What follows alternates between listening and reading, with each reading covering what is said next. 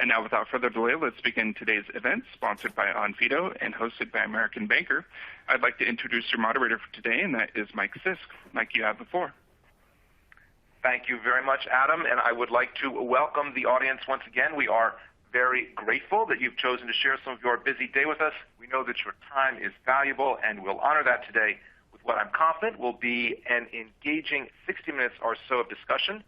Once again, our topic is the changing face of fraud, trends for 2021. And my name is Mike Sisk. I'm a contributing editor at American Banker. I will be your moderator today, and my articles have also appeared in Barron's, Crane's New York Business, Inc., Institutional Investor, Strategy Business, and Worth.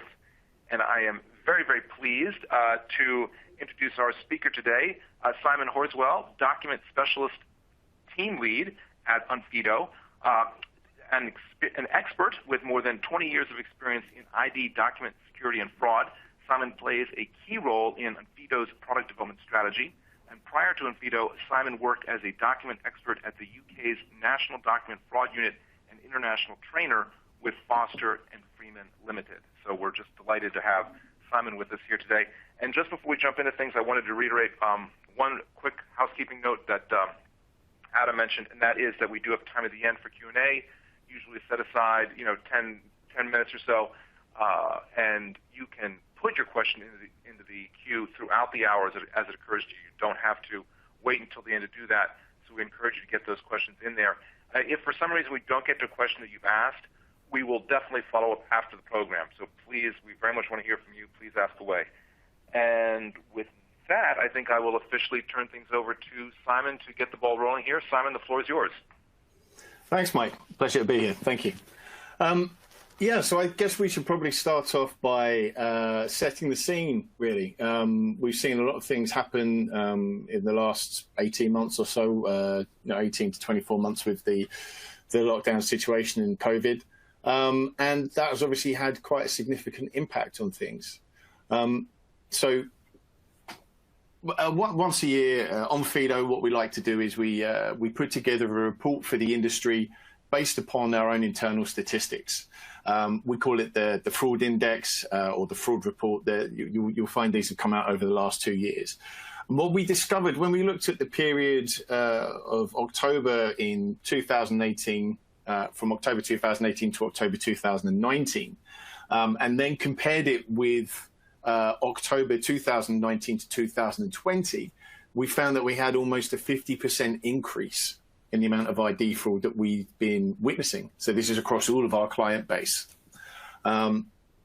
This was hitting some industries harder than others, but the trend was pretty much there. There was a big, significant uplift. And there's probably a few ways that we can explain how this has come about. So in the UK alone, if we look at banks, we've seen that more and more branches have been closing. And this isn't just a trend in the UK, this is a trend that's taking place internationally. And prior to COVID, you could see the steady decline. 2019, there was quite a significant drop in the number of branches that were open. Now, obviously, as the entire globe was hit by the pandemic and everyone took the correct course of action, I think most people would agree in trying to lock everyone down and limit the spread of the virus.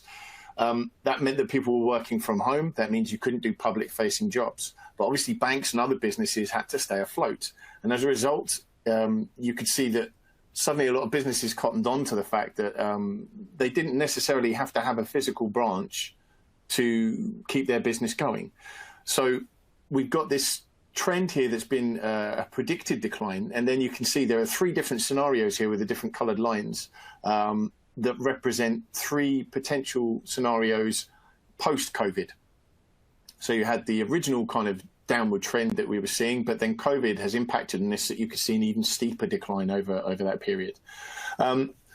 Now, it isn't just banks. We've seen several offices and major players talked about maybe reducing the amount that they're spending on leases or on properties and trying to downsize. That way you can save a bit of money if people are working from home. And it's not just about the money, it's the fact that people actually, some people, not all, but some people are benefiting or enjoying the fact that they are working from home. They're finding a better balance with work-life, for example, or it suits their lifestyle much better. Now, what that means in terms of fraud is that we now have an increased surface area. Okay, so there's a lot of fraud that takes place before the pandemic, but there was just a percentage of that took place in the online environment, in the digital arena. What we noticed during lockdown, as I say, this spike we can directly attribute to the fact that because everyone is locked up, then a lot of the other physical means of earning money in a malicious way have been removed, or the opportunity's not there. So if you're a fraudster, your livelihood is based upon opportunity. So you go where the opportunities are. There's now an increased surface area because there are more and more instances where companies and vendors are being forced to move into this digital remote environment. Along with that, that's bringing a whole load of people to that marketplace or into those arenas that are not as savvy as maybe the people that were in that area before. And indeed, the rush to get in there as quickly as possible to make sure that your business survived, to make sure your livelihood stayed there, meant that some of these solutions might have been done with a greater acceleration than you would have probably preferred. So maybe certain things weren't taken into consideration. There were a few weaknesses, let's put it that way. So that gives an increased surface area for your fraudster. More opportunity, more weak points equals much more fraud. One of the things that we noticed as well, which was particularly interesting, is prior to lockdown, if you look at the blue line here, you can see that there was a real correlation in fraud to the working week. So very much like the working environment, certainly as it used to be before, Monday was quite good for productivity. But Monday's just after the weekend, so you do get a little bit of hangover. It takes you a while to warm up, or you might have some people who don't phone in sick on a Monday or something like that. But Tuesday tends to be, or has always traditionally been, the more productive day of the week. And then you hit the hump day of Wednesday, and then it starts to slope down Thursday, and then Friday, everyone's already got half a mind on the weekend, and then it stops. And we saw exactly the same thing in fraud. And again, the working hours, 9 to 5. Those were the popular hours of the fraudster. But since the lockdown happened, we noticed that fraud, just across the board, you can see there's almost that red line there. There's almost no dip at all. Monday to Friday, very, very similar on Saturday and Sunday. There's barely any dip if you look at Monday and you look at Sunday, as opposed to the previous line there.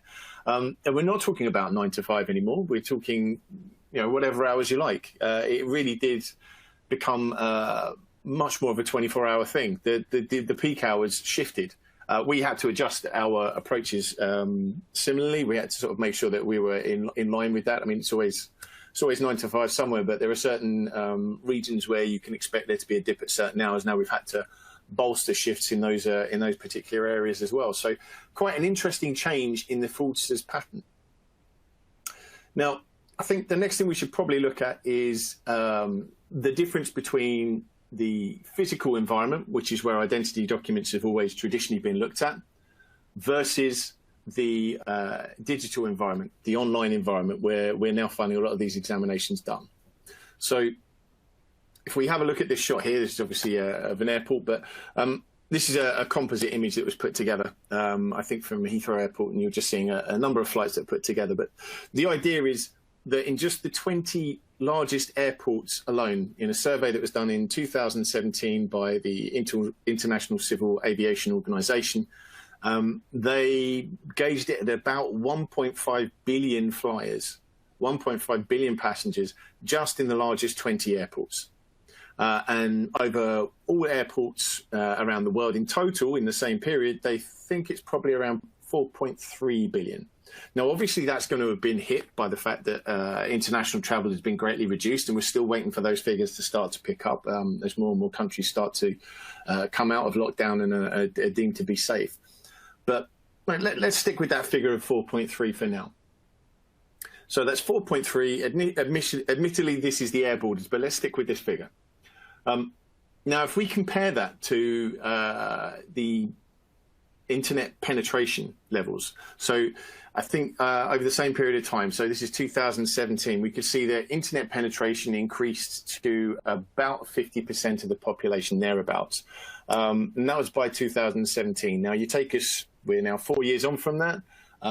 We've had, as I say, you know, the way the world has gone means that maybe a lot more people have been forced to look online that maybe didn't before. Maybe you could walk down to your local bank. Maybe you were able to go to the shops. Now you're having to open an account to order something online, or you're having to register with your bank and perform all of your banking business online. So as I say, there's a lot more people that have come into this arena than we're showing here. But if you look at that, if we're saying 50% usage, so we're still being a bit conservative, 50% penetration, that gives you roughly 3.5 billion internet users.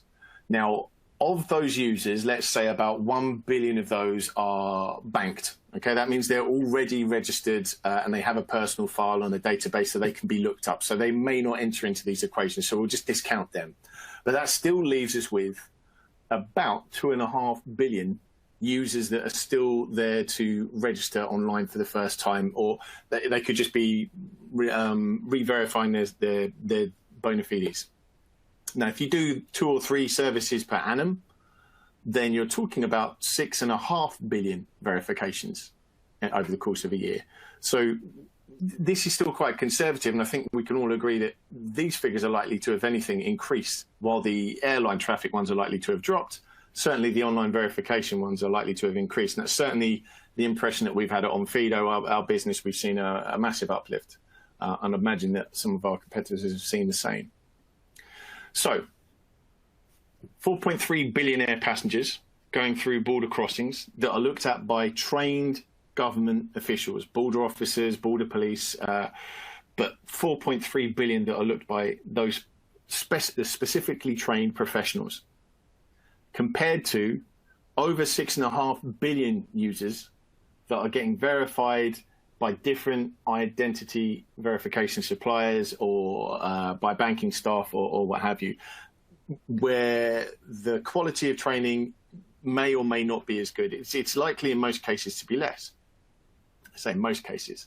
So you can see that there's a greater number of people that are being verified online, or their credentials are being checked online, as opposed to the 4.3 billion that are being checked at border crossings. So border guard versus your guy sat behind a desk with a computer screen. Now, there are very different challenges when it comes to verifying or authenticating the document in person, as opposed to verifying it in the remote environment.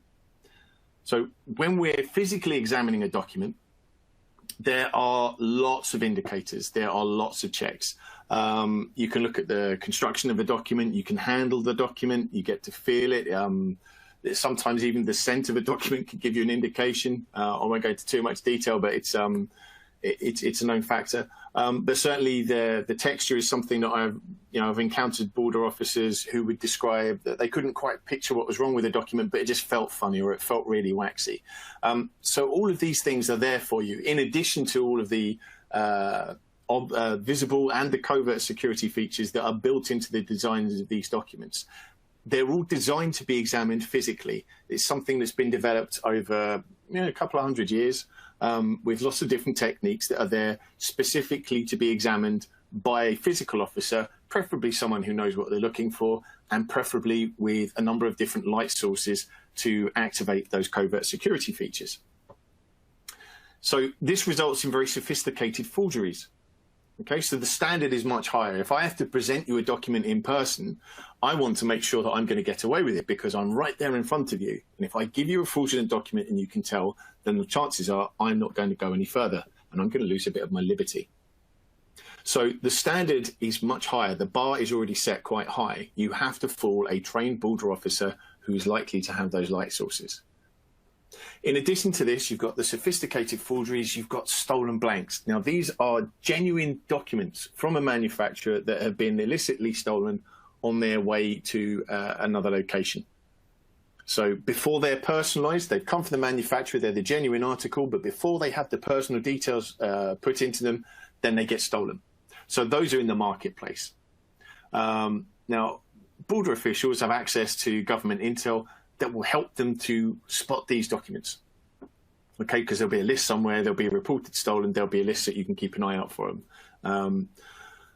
On top of that, you have the fraudulently obtained genuine documents, or FOGs as we call them. Now, these are documents that are obtained by applying in the normal way, but it might be that to apply for, let's say, a new passport, I need to submit a birth certificate, or I need to submit an identity card. And it may be that the identity card for country X or country Y isn't anywhere near as robust as the passport, because it isn't used for border crossing, so it isn't always scrutinized in the same way. That then becomes the weak link in that chain. If I can obtain a counterfeit version of that identity card or driving license or birth certificate, or if I can easily forge it in a way that it will convince an issuing authority, then I can obtain, by fraudulent means, a genuine document. So that document, from that point on, that new document I've obtained, is completely invisible to everybody else. It looks like a genuine document because it is a genuine document. It's just I've obtained it through fraudulent means, and you'll never be able to detect that by physical examination. So those are the challenges that are put in front of the border guard. The bar is much higher. It's a lot more difficult. Now, when we talk about the online examination, it's very, very different. We're presented with just, in most cases, a single captured still image. So we can't handle the document. We never physically touch it. We don't get to see it or hold it. We don't get to subject it to different light sources. We're given just that one snapshot, which means we have to work with the image resolution. We have to work with the magnification as well. You might be able to digitally enhance it a bit, but it's still quite limited. There are still things that we can hang on to, but I'll come back to that in a moment. So this opens the floor now. We're not just expecting the sophisticated forgeries or the stolen blanks or the fraudulently obtained documents. We're now open to amateur counterfeiters. The difference is now this becomes a volume versus return of investment. So for the amateur, this is open season. The amount I might have to invest, given the potential that I'm likely to gain back, the balance is really simple. So the risk is also really low. Remember, I said with the physical officer, then there's a chance that I'm going to be arrested or I'm going to be detained and I'm not going to get what I want and I could end up with a criminal record. In most cases, your amateur counterfeiter is doing it in an online environment where there is nowhere near the same risk. It's almost seen as an anonymous crime. It's a faceless crime. I can just hit you with 300 forgeries because I've got nothing better to do today, and that's my working day. And if I come away with the money, then I've won and you've lost. So we see a much lower bar. The sophistication level can really drop down quite considerably. In addition to that, if you allow your documents to be submitted via an upload rather than an SDK software development kit that takes control of the capturing device on your behalf, if you allow people to upload images, then you're leaving yourself open to images that have been digitally manipulated as well. So maybe they've been through an editing software package, which again is really difficult to detect if you're only doing a visual authentication or a visual assessment. In addition to this, again, because the risk factor isn't there, the standard of impersonation is much, much lower. So people that look really dissimilar will be quite happy to try and upload a document because you don't have the option of getting them to look to the left or look to the right or taking them off somewhere and trying to take another photo of them to compare to the one in the document. They give you one photo and that's it. And you have to make a decision based on that. And if your decisions are based solely on trying to get people registered, then your bias is going to be a little bit more towards letting people through with a lower standard of impersonation. And additionally, you have the usage of documents that are available online. If you type in any document name, let's say US passport, you type that into a valuable search engine, or like, if you say Google, for example, type in American passport, you'll see the images of documents come up. There's nothing to stop the fraudster from grabbing one of those images and using it as is, or attempting to use it as is, or doctoring it slightly. And again, you can look for any driving license you want in the world. You can look for most identity cards. They're all available online. Believe it or not, people love to tell other people that they've just passed their driving test. And here's a picture on Twitter of my new driving license. That's a great opportunity for a fraudster. You can put it on any social media platform you want. It's still open to fraud. So there's your traditional forgery. I always like to think of an artisan at work, someone sitting in a back room somewhere with several different layers of lenses in front of his glasses, working under dim lighting, but coming up with a beautifully constructed reconstruction of a document, as opposed to someone who just sits there with Photoshop, with a template that you can buy for $20 online. So, given that we've removed a lot of those things that we'd like to look at, what are we left with? Well, when we look at a document online, as I say, we're losing so many of these other security features. We have to focus on what we've got. We have to make the most use of what's in front of us. And this means breaking the document down into different sections and then looking at each of those sections in isolation. So focus on the specific data points. Okay, myself and my colleague, we like to talk about the big five. So your name, your date of birth, your date of expiry, the document number, and of course the photo. These are the key areas that are going to be attacked if someone is trying to steal a document or make use of a document. It could be any one of those. It could be all of those. If it's a counterfeit, then everything's going to be wrong. But if you focus on those big five, those are going to be the key to you discovering that there's something wrong with this document. Now, there are other methods. You could break your document down something like this, where you look at just the header, which should be pre-printed by the manufacturer. You can talk about the applicant's photo. You talk about the what we call the visible area or the personalization section. And then, of course, there's the machine readable zone at the bottom. There is lots of information published about the machine readable zone online. I'm not breaking any secrets here. Again, go into a search engine, type passport machine readable zone or passport number or something similar, and you will find several, possibly hundreds of articles, possibly thousands of articles that will break this down for you. You'll be able to find calculators that can figure it out. So it's often baffling when fraudsters fail to get this right. To me, it's just sloppy work, really, to be honest.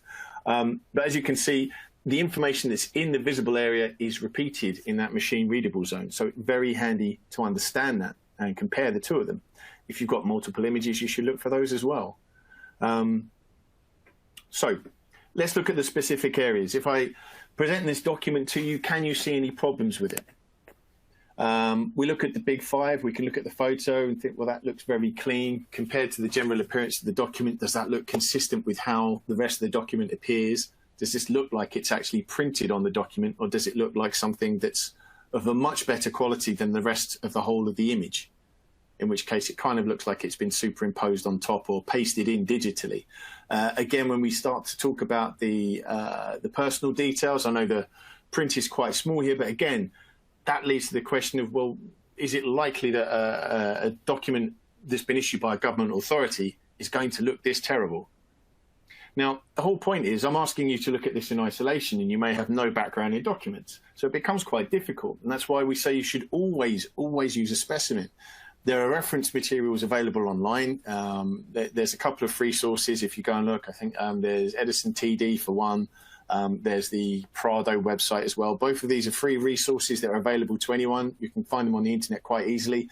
And they at least give you some reference material, because as I've, day one on a forgery course, I will tell people on the forgery, on the document examination course, quite simply, document examination is a glorified game of spot the difference. With the two items in front of us here, we can talk about the fact that, hey, the photo should be in grayscale. The personalization should be much bigger, and it should come much closer to the top. The fonts are completely wrong. Now, that's easy to do when you're comparing. It's really difficult to do it in isolation. So this is why you should always make sure you have a specimen. Now, after you've got your specimen, that then gives you the opportunity to check out other features as well. So when you've got two faces in a document, you've got two photos of the holder, check, first of all, that they match each other. It sounds really simple, but it is such a fundamental basic point. If you don't even do this, then you may as well give up on the whole examination. Okay, if you are given elements that you can compare with each other, then you need to do it. Now, in this particular case here, the reason why we've highlighted the secondary photo, the ghost image, if you like, is because on the genuine one is at the bottom. You can tell because it's got the word specimen written across. That's normally quite a good clue. But the genuine one, the secondary image, is grayscale. I would say black and white, but we're not printing in white here. We're just printing in black. So let's call it grayscale, right? Like newspaper print. Now, if you compare that with the one above, you might just be able to make out that the secondary image in the counterfeit one above, the one that's been altered, not only does the primary photo look much bolder and sharper, but the secondary image looks very bold and sharp and has color, which is completely wrong for this document. Okay, your specimen is your best guide because that's the official issue document from that government or that authority. So everything should look at most as good as the specimen. The specimen is your exemplar, your best possible scenario. Other items may look worse than this when it comes to the personalization. So they should definitely have the same color secondary image. When we talk about personalization, it's really important that we look at the fonts. The font, the typeface that's used is vital. There may be key elements in that font that make it unusual. There may be specific things about the size of it. It might be that you have one font that's used in italics and another font that's used in non-italic. It could be that you've got serifing on certain letters or all of the letters or none of the letters. Looking at the numbers is particularly valuable because then you'll be able to tell if one number, for example, let's say I want to change the date of birth, I'm probably only going to focus on the year. Not necessarily, but the majority of the time, we're likely to focus on the year of birth. So I can then compare those numbers with the other numbers around it to make sure they're of the same typeface, the same font.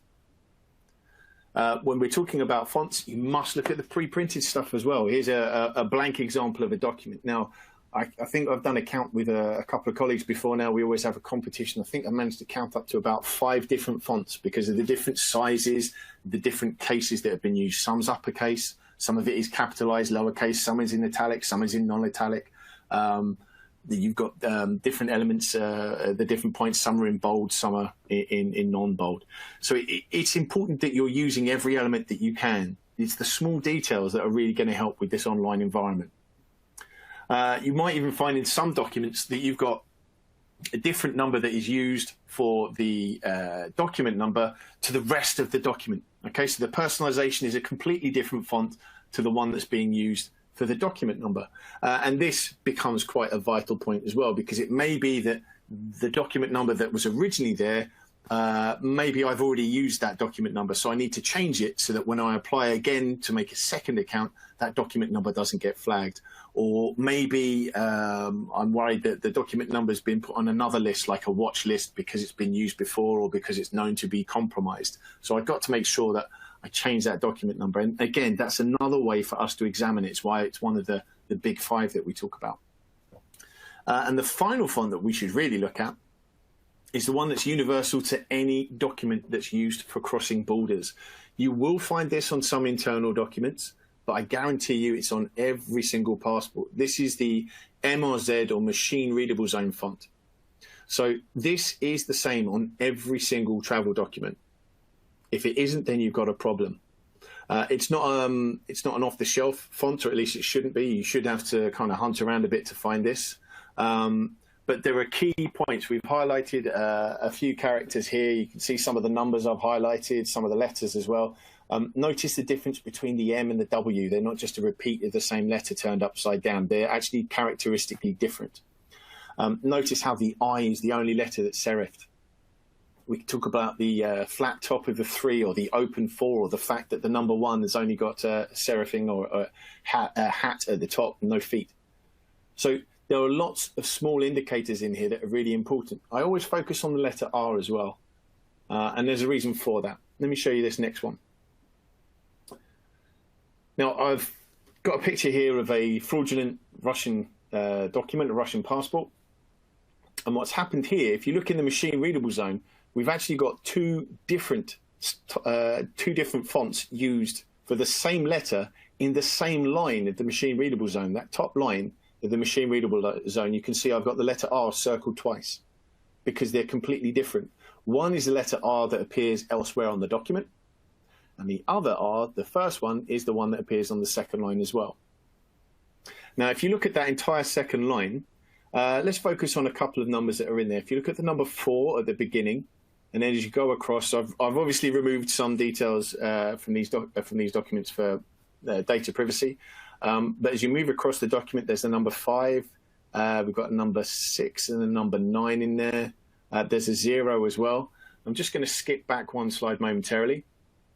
Now look at the 4, look at the 6, look at the 9, look at the 0. Let's go back again.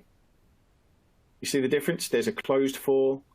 That number 6 and that number 9, they don't look the same at all. They've got a bit more of a kink at the end of the tail. The 0 here looks like more like a letter O than the previous one. On the genuine article, it looks more like almost like a rounded oblong or a rounded rectangle. So it's a very distinctive font. And again, it's not impossible to copy it, but it's just a simple thing to check. And if it doesn't match, then you have got yourself a problem. If it does match, it doesn't guarantee the document's genuine. But if it doesn't match, then it's definitely giving you a very clear indication that there's a problem. So I think it's quite important to bear that in mind. So we're making the most use out of the information that we've got at our fingertips when we're looking at a document. What I'd like to do now is just take you through a couple of stories that we've got on the ground at Onfido. So there's a little use case in here, and I just want to have a quick word, first of all, about what we call user deduplication. So I'm sure everyone's aware there was a recent surge with cryptocurrency, and it'd been building for a while, but there was certainly a massive surge quite recently. And as a result, lots of new rules and regulations were brought in about the asset holders and enforcing KYC, so that we could actually find out a bit more about those users. Now, this came in at about the same time as a new paper that was published by I'll go back to one. By the Financial Action Task Force, or FATF, where they issued guidelines, particularly on digital identity. Now, these included deduplication. Deduplication is originally it's like a computer term, which means just removing excess data, duplicate data, effectively. When we're talking about it in terms of digital identity, we're talking about making sure that we duplicate, we're preventing the duplication of records so that you can't register twice for something. We are searching databases or we're checking for biometric recognition to make sure that we haven't got the same user in any format with any of these variables registering twice. So the same document number from the same issuing authority doesn't turn up twice. So the same face isn't used twice, but with different identities. So the same identity isn't used twice with different faces or different documents. These are all very important things. Now, the FATF said that you could do this just by doing a manual search, doing biometric recognition, or using deduplication algorithms. I would say use all of these. Use every tool you can. You need to make sure that you're establishing that single unique identity of every user that is registering with your system. Then it becomes a case of them authenticating as opposed to re-registering. If they re-register, you want to make sure they are the same person. Let's say someone forgets their details and tries to register again. Let's make sure they're the same person that's filled out all the same details the next time. If there is a change in their data, what is that change? Is there a legitimate meaning for it? So have they changed their name because of marriage or because they've legally changed their name for another reason? We need to lock that down and make sure we're only dealing with a single unique identity and matching it to that one person. Now, we can use several different things when we're trying to prevent this duplication of identities or duplication of registration. Some of the things that we would look to do are make use of device data. So this is making sure that the device matches maybe like the operating system, that kind of thing. Your network data, so checking the IP address, checking geolocation. Does it make sense if someone registers at 5 p.m. in, let's say, I don't know, Singapore, and then at 5:25 they're registering or they're authenticating again, but this time in the United Kingdom. It's not possible that they can do that. You can't jump that often between those two locations. That just doesn't make any logical sense. It's physically impossible. So that should immediately be a red flag for you. That should be something that pops up. Document data, as I mentioned, it's very important that you're keeping a track of this, even within your own client base, just so that you can make sure that people aren't using the same details twice. I think we recorded something as much as, for one of our clients, it was something like a 40% attempted duplication rate. And I don't mean these were the same people deciding to re-register because something had gone wrong in the onboarding process. Quite the opposite. This was 40% of the time there were people trying to use the same bona fides or part of the same document data in a malicious way. So trying to re-register with the same name and date of birth, or the same document number but with a different applicant, or the same face with different data. So it's really vital that you're keeping those records and using them to your advantage to prevent fraud. You're allowed to do that. Your biometric, physical or biomechanical details, or your behavior. So lots of things in there that are going to be very useful in the years to come as well. The important thing to remember is document fraud protection, identity protection. Whenever you're onboarding someone, the fraudsters aren't just looking at you. It's not a personal attack. They're not fishing for one particular business. They're going to be, it's a scattergun approach. They're going to be attacking as many as possible. In this way, they're going to be trying to find the weakest animal in the herd, if you like, the way in, the easiest exploit. And believe me, with the fraud networks being the way they are, all it takes is one person to be successful a number of times, and because they notice that phishing trip worked, that information will get passed around very, very quickly, and you will find yourself on the end of a lot of exploitation.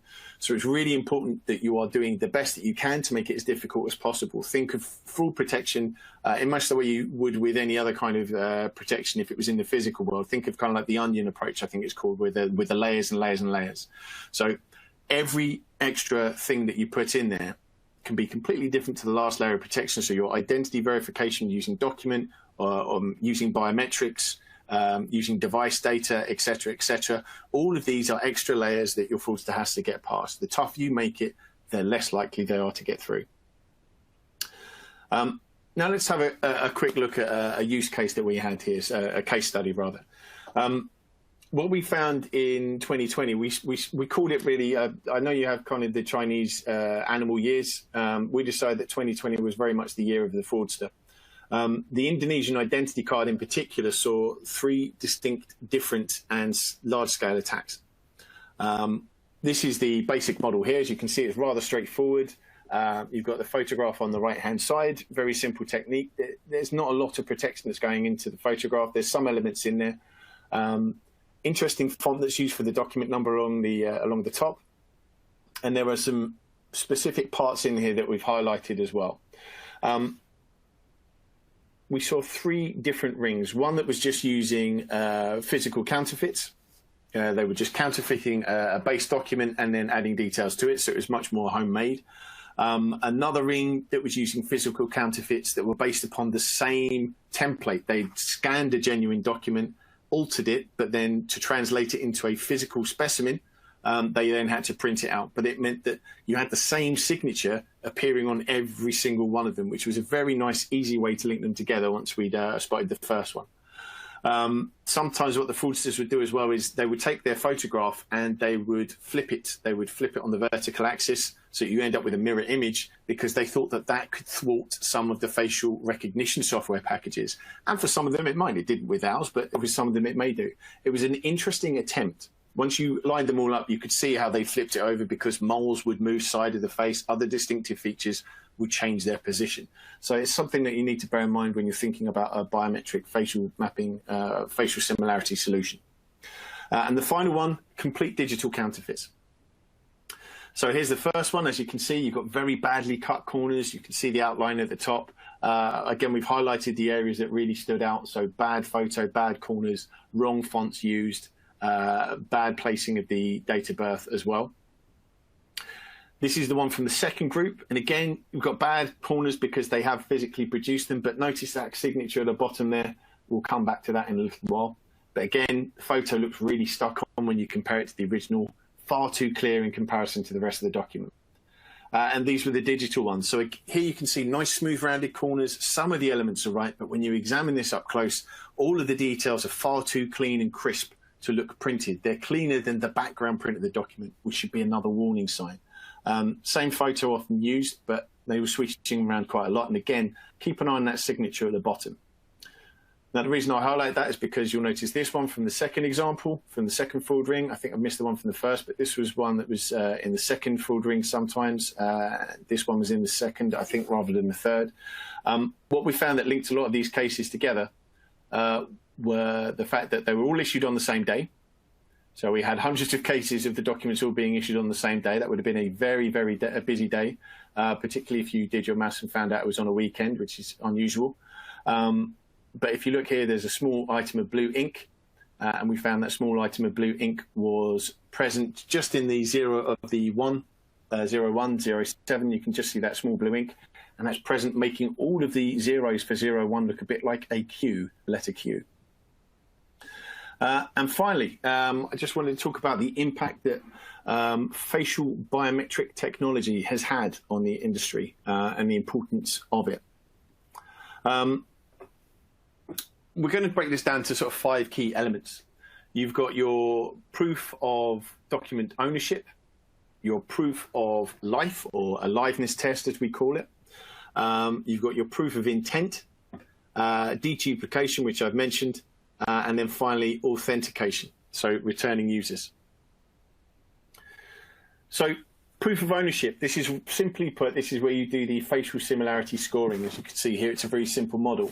You have the photo taken from the document, or it could be taken from the biometric chip if you have a document that's biometric enabled and you have that as a service as well.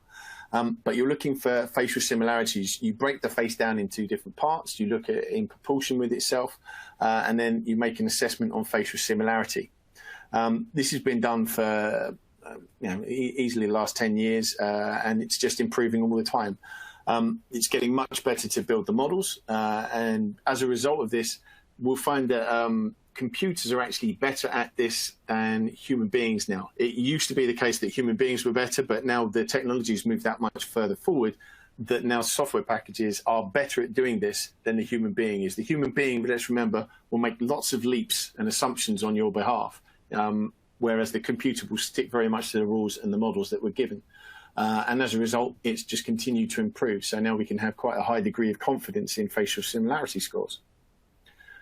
If we're talking about proof of life, we've got quite a few different packages that are in here. I thought I had a little video running there, but we can look for pulse detection, which is the micro changes in skin color that's caused by your blood flowing around your skin. So you can see the pulse detection. It's really, really subtle, but you can create software packages that we're creating them at the moment. There are already some that are already out there that will look for those micro changes in the color of your skin to indicate that you are indeed pumping blood around your cardiovascular system. In addition to this, you've got what we call non-rigid motion. These are little micro movements that you have that help to distinguish between whether someone is actually live, whether they're physically present, or whether what you're looking at is a film on a screen. So what it is you notice that certain elements, for example, you'll blink, but you don't just blink with your eyes. Your eyes aren't the only thing to move. The muscles around your eyes move in the same way that, okay, so we've all been wearing masks, or many of us have been wearing masks over the last 18 months or so. You can still tell if someone's smiling at you, because the smile isn't just in the mouth, the smile is in the eyes as well. And it's the same all across the face. So these non-rigid motions are where sort of we're looking for a whole face movement, as opposed to just one item is moving. If I blink, everything should have a reaction as well. It isn't just in isolation. The rest of my face isn't set in stone. So rigid motion, non-rigid motion. And then, of course, there is the 3D structure for motion as well, where what we're doing is we're reconstructing and managing to make a 3D model based upon distances and proportions. And again, this is quite an exciting technology as well. So all of these moving forward give us a much more robust biometric approach. When we talk about proof of intent, we're talking about things like verbal declarations. So it could be that you give someone a script, like a challenge, so that it isn't possible for someone just to upload a video because the challenge might change randomly. Or you could have it as a verbal declaration that is a form of a verbal contract. So it could be someone saying something along the lines of, I want to open an account. or I want to use bank X or what have you. So that could be seen as a form of verbal contract, but in and of itself, it's giving you a voice pattern to play with if you decide to go down that route. And it's also giving the fraudster another challenge they've got to compete against. They can't just use a stock video, otherwise there's going to be sound issues as well when you start to examine that. You can see here as well, we've got genuine video, and you can see different elements of the face moving with the spoof heat map. But when we're looking at a flat screen that's been captured, a video on a screen that has then been filmed, you can see that it's all red because there's no movement going on in the right areas. Deduplication, again, it's just comparing those faces to a database of your already registered clients. So coming back to what I was saying earlier, it's really simple. You can run those checks in fractions of a second. It's a closed pool. It's very easy. If you enter into a consortium with other businesses or other clients and you can share that information, then you get to verify people on a much larger scale with a higher degree of confidence. So a really interesting idea. Just to show you what we're talking about, there we go. Same person popped up twice. Whoops. So let's have a look at this here. Now, I think if you all look at this, you might quickly recognize that this is Harrison Ford. Okay, very simple. Easy enough. We all know that face. Now, it gets a bit harder when it's not a face that we're as familiar with. Some of you might be more familiar with this face or one of these faces or all of these faces. I'll give you a couple of minutes to have a look, see how many different people there may be in this selection.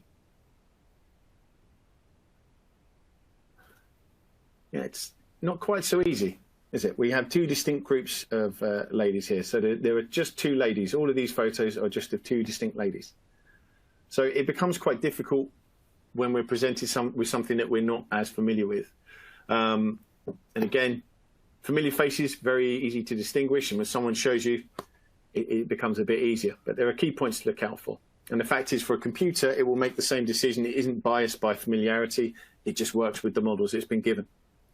As I say, your computer programs tend to be better at this than a human being.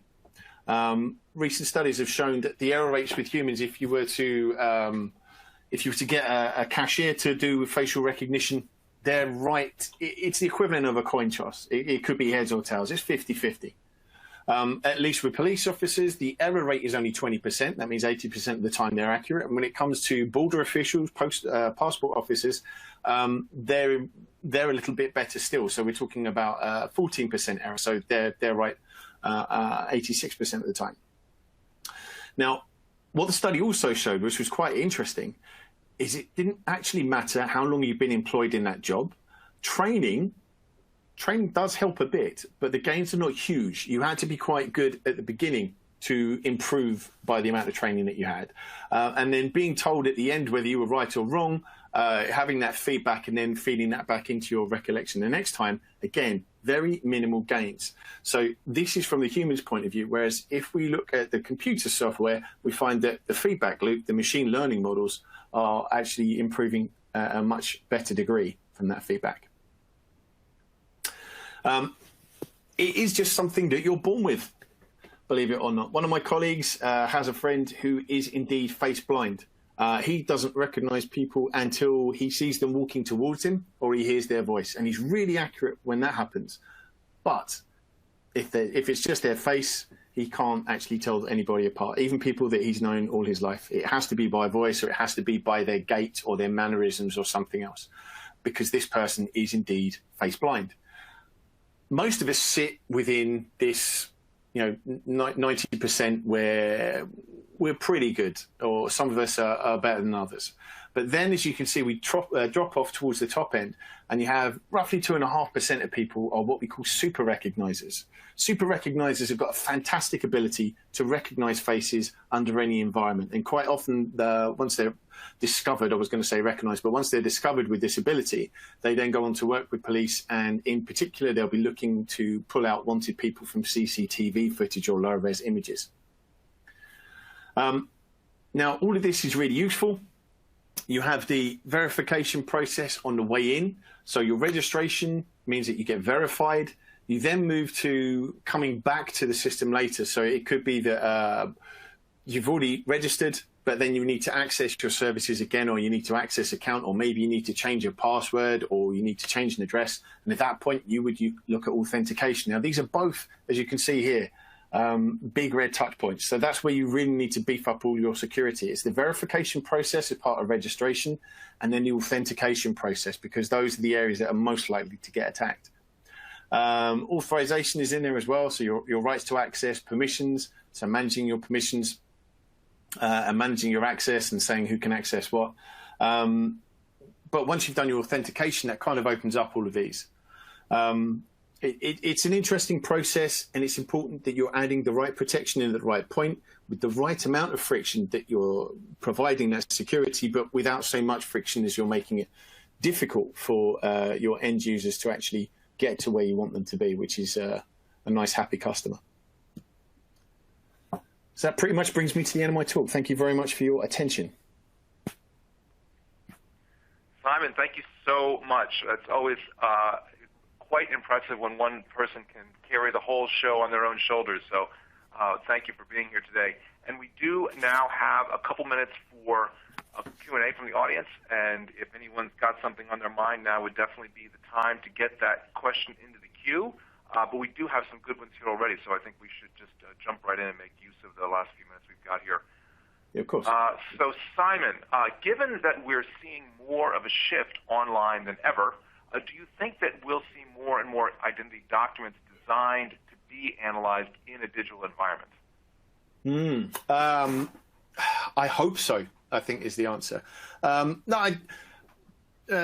Myself, some of my colleagues, we've been going to exhibitions, trying to talk to some of these manufacturers, and we've been kind of pushing this agenda with similar kind of concepts that we've shown here, evangelizing, if you will, to the industry that manufactures these documents to say, hey, it's great, everything you've done so far is wonderful, these are great documents, but you need to consider the other environment that they're being viewed in, and the fact that more people now are viewing them in this environment.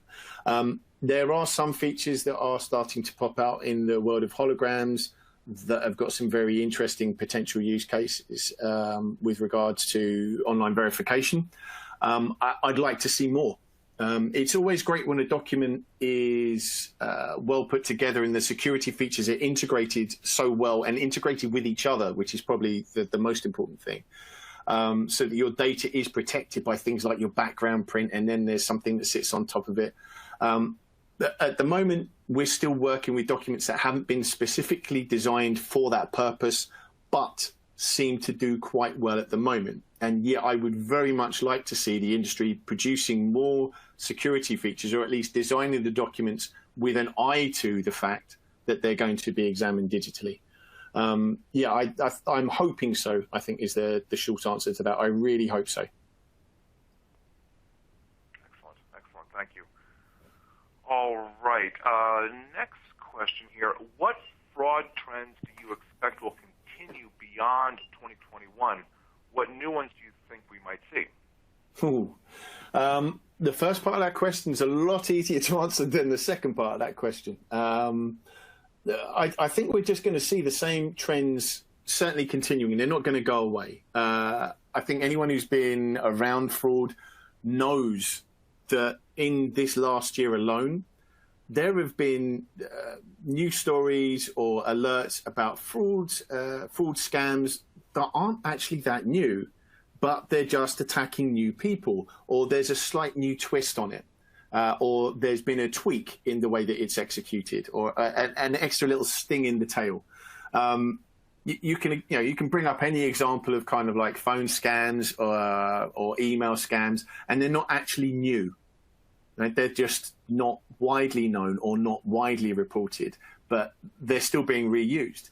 And I think that's the same thing across the board. I think we're not going to see suddenly some drastic change in the fraud trends. They're going to continue exactly as it is, in the same way that we are kind of in uncharted territories, in that we are moving into this online environment, and remote registration is more prevalent now than it was. We've effectively put a foot on the accelerator. Everything has leapt forward because of what's happened over the last 18 months, which means that we're now trying to play catch up to a certain extent. Some people have evolved more quickly, others are taking time to evolve. And this just means that the fraud is going to take a while to catch up as well. It's already got a good head start, let's say. The same fraud trends are still going to work on the people that are less suspecting. This is what I was saying at the beginning about the greater surface area. So I think a lot of the trends are just going to continue. They're not going to stop. They're not going to stop until you have a way of stopping them. And then they'll just stop for you. There'll still be people that will be victims of that particular type of fraud. The second part of the question, I think, is the $1 million question. That's the difficult part. And if I did know the answer, I'm not sure I'd be prepared to air it in public, let's say. Fraudsters are always thinking of new and innovative ways to attack victims, to attack industry, to try and elicit money. They're constantly probing. They're constantly innovating. It's why, myself, my colleagues, we always call it a game of cat and mouse. Someday you're the cat, someday you're the mouse. Someday you catch the fraudster, someday the fraudster beats you. But it's that constant game of catch up. And what you do is you build your walls, and then the fraudster looks for a way around them, look for a way under them, look for a way through them. Once you spot how they've done it, you block that. You're then building another defense that's going to be robust against variations of that particular attack. Then they'll come up with something else. New technologies equal new weaknesses. But at the same time, new technologies bring better defense. It's a constantly evolving game. So what new ones do I think? I don't know. I mean, there are still quite a few interesting ones now. I think we'll see deep fakes being exploited a lot more, but at the same time that deep fakes are now coming to public light, there are more and more robust defenses against them that are being conceived and devised and experimented with in parallel to that. So I see that as a developing threat. I also see it as something that's actually quite stemmable at the same time. So that's just one example. There are going to be lots of other ones as well. So I'm going to sidestep that question quite diplomatically. Fair enough. Fair enough. All right, good. So I think we've got time to get one more question in here. So let it be this one. How important is it for financial institutions to leverage document and biometric verification as a way to protect against fraud? Well, I mean, I've just built a whole presentation about it, so I should think it's pretty important. I think it's vital. You can't leave yourself open to this kind of attack, and as anyone in our industry can tell you, there is a lot of it. For every 2 documents we don't find, that's like another 1,000 documents that we've stopped, right? It's those kind of figures. I think potentially even more. It's you don't get to hear about it. It's like with anything, you don't get to hear about the attempts that were thwarted. You only hear about the ones that get through. If you talk about a terror attack, it's never the hundreds of terror attacks that got stopped by good intelligence, by good law enforcement. It's the one that made it through, because that's the one that hurts the most, right? It's the same with any kind of attack when it comes to fraud. So you have to make sure that you are giving yourself the most chance, the best defense possible to stop any of that financial fraud. Because if one attack hurts, you've got to make sure that you're protecting yourself from all the others that are coming at you, and there will be thousands. So it's document identification. I think those, coming back to one of the points earlier, those physical documents are not useless. They're very well designed. There are still things that we can leverage from them. There are still elements that if you've got the right people looking at them and the right algorithms looking at them, that you can extract to give you a greater degree of confidence. Even when I was physically examining documents and going to court and giving evidence, I would never say that a document was 100% genuine, because unless I'd witnessed that document being manufactured, watched it out from the manufacturing to the issuing, and then watched it every day, every minute until it appeared in front of my desk for examination, I can't guarantee it's 100% genuine. Okay? So under those kind of circumstances, you're looking for as much confidence as you can get. And given that you're looking, in most cases, at a still photograph of a document with one white light source from one angle with no motion around it, you have to put caveats in place. You're mitigating risk to as much as possible rather than completely stamping it out. You're never going to stamp it out, and you have to go into this situation understanding that. So your document security, your document examination process is a big part of you establishing who someone is. And then you have to make sure that the biometric part of it, the biometric verification, is equally doing its job as well. Now, we can bring in these other elements that are really quite exciting as well. All of the device elements that we can talk about, all of the network elements that we can talk about that I alluded to earlier on in the presentation. Again, it's just layering it up. I would say that traditionally, certainly in identity verification, in non-remote examination, your document and your biometric verification are the two big pillars. But what I'm looking at now is the fact that we are starting to support that with some other equally strong pillars that are going to help us just prevent fraud in any which way we can. I've been saying this to people quite a lot lately. I'm not concerned how we stop fraud as much as I am with us stopping fraud. Whatever means works best. Document and biometric verification have been really great. They're still going to continue to be very valuable, but we need to add to that arsenal so that we've got the best possible defense. So strong biometric verification is vital.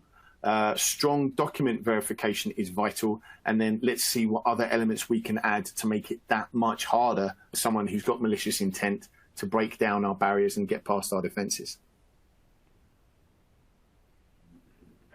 Excellent. Thank you, Simon. I think that is a perfect note to wrap up on. We're just almost exactly at the top of the hour here, and we always do try to bring our programs in on schedule, knowing that so many folks are rushing off to something else at the top of the hour. But let me thank Simon again for being here. Just a delight to have you here and to discuss this very important topic. And everyone in the audience, thank you for being here as well. And please keep an eye out. We'll be sending you a follow-up email in the next day or two that will have a link to a recording of this event, as well as the slides themselves. So you'll be able to really dig into this content at your leisure in the future. So please keep an eye out for that. And with that, I think I will officially wrap it up. Wish everyone a wonderful rest of the day, and I hope you'll join us again here very soon. Thanks so much. Thank you.